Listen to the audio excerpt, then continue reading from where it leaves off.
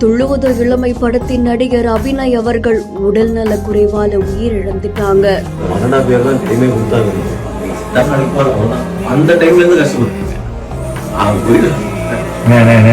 பாடியில ஒரே ஒரு ஸ்பேர் பார்ட் தான் காலி, குத்தாத இடமே கிடையாது. ஊசி. திரை உலகத்தை மட்டும் இல்லாம பல ரசிகர்களையும் சோகத்தில் ஆழ்த்தியிருக்கு.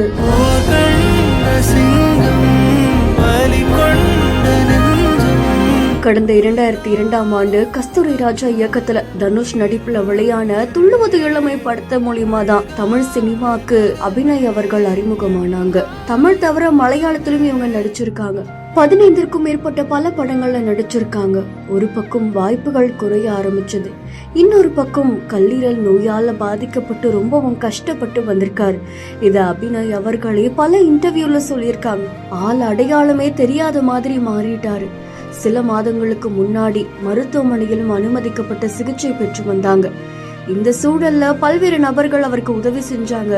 அதுல KPI பாலா, அதை தொடர்ந்து நடிகர் தனுஷ், நிறைய பேர் அவருக்கு நிதி உதவி செஞ்சாங்க. இந்த நிலையில தான் அதிகாலை 4 மணி அளவுல நடிகர் அபிநய் அவர்கள் உயிரிழந்திருக்காங்க அப்படின்னு செய்தி வெளியாகி இருக்கு.